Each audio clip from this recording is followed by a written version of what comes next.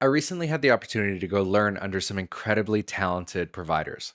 We were doing intubations together, and I really got to put my bag valve mask skills to the test. Boy, was I terrible. After years of nursing and being in EMS, you think that, the BVM, I got this. This is just second nature for me.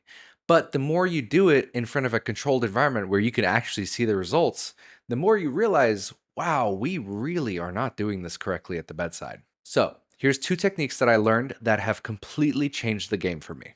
These may be obvious to some, but if you're not doing these, you're missing out entirely. The first technique is the EC clamp. Now, you're going to look at me and be like, dude, that's BLS.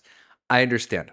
But if you get a proper EC clamp where you get your fingers under their jaw and lift their jaw up to the mask, do not put pressure downward. You want to put pressure up into the mask. You will get a much better seal and you'll also open that airway. Get that patient into that sniffing position. I know what you're saying. Yeah, dude, the sniffing position. I've been told 100 times. I promise you, if you pay attention, bedside does not do the sniffing position as much as you think they do. A lot of the times I see these people grab that face mask and like force it down onto the patient's face. It just doesn't work that way. You're completely closing off that airway and doesn't matter what kind of seal you're having because you're not ventilating anyway. The second technique is using an adjunct. Now, okay. OPA, NPA, yeah, we use them all the time.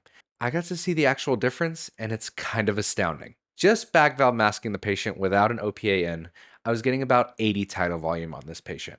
When I put the OPA in without any effort, I was getting 350. That is a huge increase for something as small as an OPA. These two techniques are something that we should prioritize, not just be a second thought. I feel like for me personally, they were something that, oh, we should put an OPA in, not, oh, I'm bagging the patient. Where's the OPA? Give me an OPA right now. By changing this mentality, you'll be doing your patients such a huge favor. It really is night and day if you just pay attention to the small things.